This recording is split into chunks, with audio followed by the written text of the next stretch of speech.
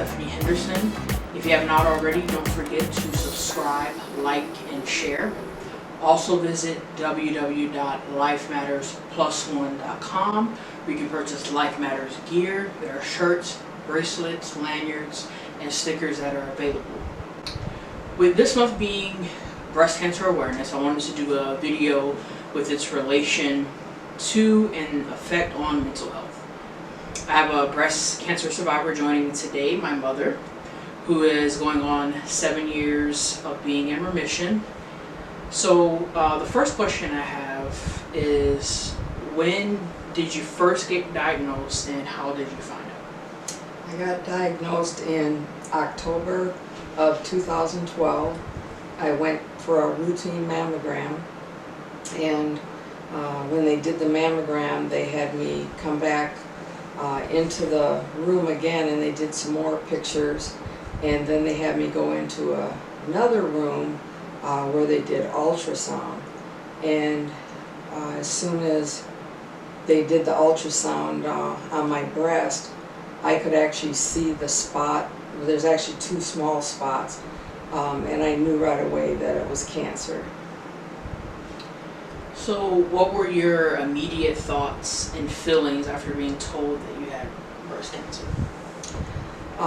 Well, initially when I had the ultrasound, they didn't actually say that I had cancer. They said they had to run some tests, but I could see it, and I remember laying on the table, and they had me on my side, and I remember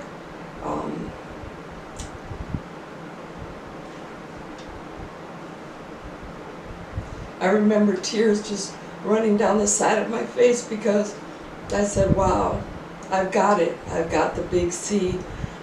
Having lost my mom and dad both to cancer, that was one thing that I had prayed that I would never get, and then it was actually happening. So I actually didn't get my actual diagnosis until maybe about 5 days later. I got a call at my office, and it was the oncology nurse who called me, and she was trying to set up an appointment to let me know what my results were, and I told her, no, you can go ahead and tell me now. So I got up, I closed the door to my office, because I was pretty prepared for what she was going to tell me. And of course, yes, she told me that I did have stage 1 breast cancer. So at that time, different thoughts went through my mind. Is this something that they'd be able to cure? What about my family? What about my children? So all kinds of emotions went through my mind at that time. So could you describe what that journey was like? When you had surgery, treatment, your everyday life after being diagnosed? So the first thing that we had to do was come up with what was going to be the treatment plan. So the options were a lumpectomy, mastectomy, a double mastectomy. There were all these different things that were thrown at me. So I did research on things, and I think probably the hardest part for me was trying to decide which treatment should I have as far as the surgery. Because I didn't want to have this come back. I was really leaning toward a mastectomy. But the surgeon said, because of the stage of the breast cancer and the type of cancer, that he felt that if he did a lumpectomy and just took a portion of my breast, that he would be able to get all the cancer, and they would run tests during the surgery to make sure that they got it all. So I had the surgery done the first week of January of 2013. I wanted to wait till after the holidays were over, and I had elected to have the lumpectomy. They also tested my lymph nodes, which were all clear, and so everything, they were able to get all of the cancer. And then I didn't have to have chemotherapy, but I did have to have 36 rounds of radiation. And so what I did, I continued to work. My husband would take me to work every morning, then come back and get me and take me to treatment.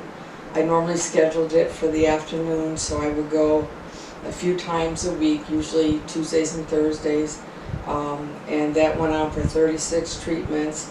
And I think in the beginning it was really hard because you're just laying there on this table and they're shooting this radiation into you. And but then after a while you're just like, you have to realize that you're in there so that you can get the treatment and it can save your life. The bad effect of radiation for me was towards the end.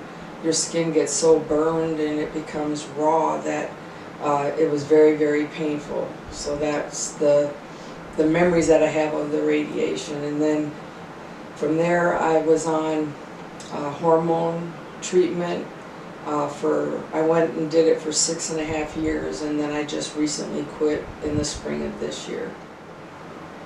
So, if any, what effect did being diagnosed have on your mental health?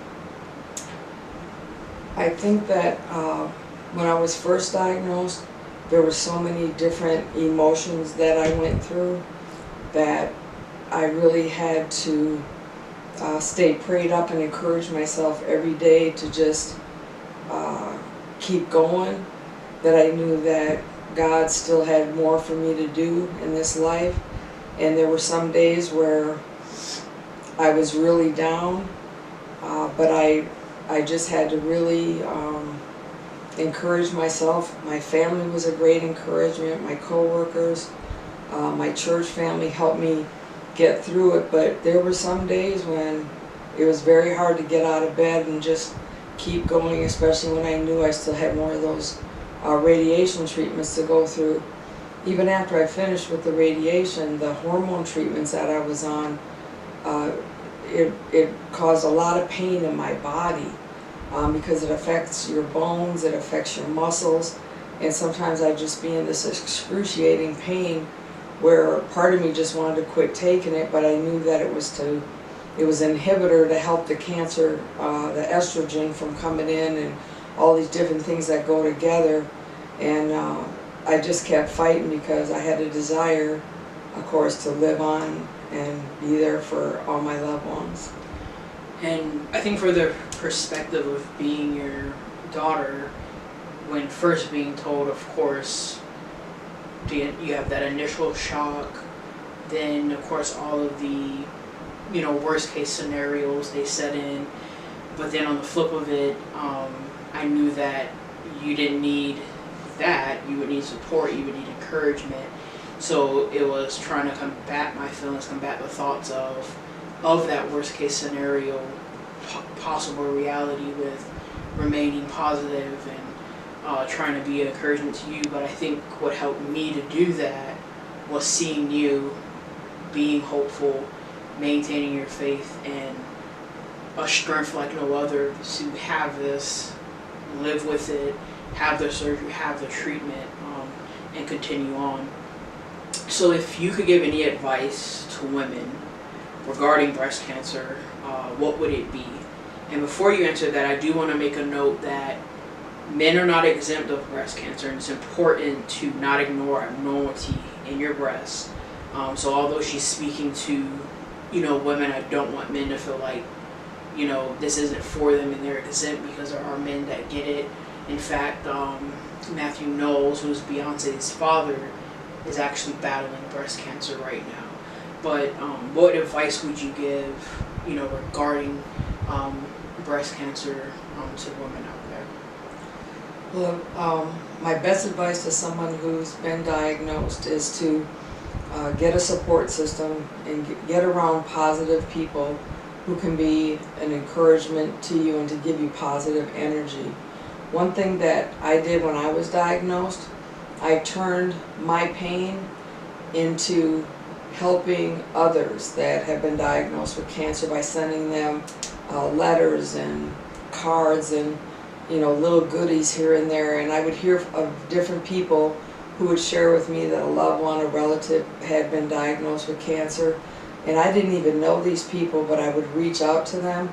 And that's something that really helped me, because I knew that I had the support of my family, friends, loved ones, but there are some people that don't have that support, so I wanted them to at least feel the encouragement and the love that I had. And through that, I met a lot of really neat people, developed a lot of nice relationships, and I just had this sense of really giving back for something that had happened to me and to help someone else through it.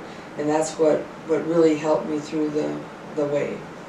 I think that's what was most inspiring to me. Not so much that you waited till it was over, so to speak, and you were in the clear and in remission, but while you were enduring this yourself, you were being there for other people, which again helped as well, because I could see, again, the hope that you had and the courage you had and maintaining your faith through that. Is there anything else you'd want to share or to tell anyone that may be watching or listening regarding breast cancer? And I think the most important thing would be once you're of the age to get your yearly mammograms. I know, women, we don't look forward to it. It's not something that we enjoy, but it saved my life. And if I hadn't gone for that yearly mammogram, and let's say I waited a year or more, I might not even be here today. So I can't stress enough the importance of getting that yearly mammogram and doing your monthly self-breast checks. And if you feel a lump or something feels uncomfortable, get in right away to see someone, because it can save your life. I'd like to thank my mother for joining me today and sharing her experience with breast cancer, and I hope that this was helpful to someone watching. Don't forget to go to www.lifemattersplusone.com where you can shop for Life Matters gear, and don't forget to click like, subscribe, and share. Life Matters, Stephanie Henderson.